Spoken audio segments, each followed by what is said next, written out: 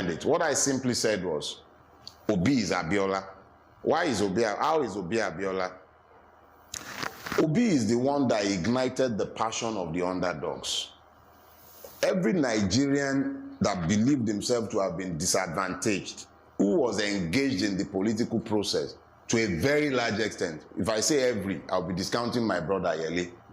So it will not be clear or right to say every. But the majority of disadvantaged Nigerians, overwhelming majority of them, bought into the obedient movement and bought into the hope for change. So the person in that race that signified hope, whether my orange beretted fiends like it or not, the reality is that that was the person in the race that was seen clearly in the race as representing the hope and aspiration for a better tomorrow. So, in saying that Abiola and Obi is Abiola, I am completely correct and I stand by what I said. When I said Tinubu is Abacha, he is an usurper of the people's will. That is the parallel.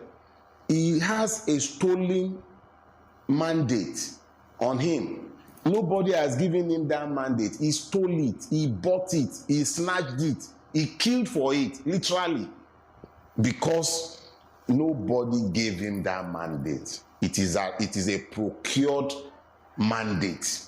That is the similarity between Abacha and Abiola and Tinubu, and it's unfortunate, and it's actually part of why I said, well, I think I described it as, was it a try? I said it couldn't. Yes. I said something about, anyway, key thing is this. Tinubu has tried over the years to be seen as Abiola's alter ego, like the reemergence of Abiola. He has, in fact, at some point, sought to appropriate hope as his mantra. But the tragedy is that Abiola is the man that Bola Ahmed Tinubu can never be.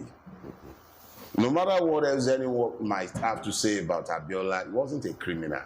He wasn't a debauched human being. We knew who his father and mother were. We knew what schools he attended. He has provenance. His children are known. We know his history. We know where he came from. To liken Bola Ahmed Tinubu to Abiola is a travesty. In fact, it insults the memory of Abiola to liken Bola Ahmed Tinubu to him. This is the procurer of a stolen mandate. The only parallel in Nigerian history is Abacha. And when I likened this doddering one that is about to leave now, Buhari, when I liken him to Babangida, it's exactly the same. He's on his way out.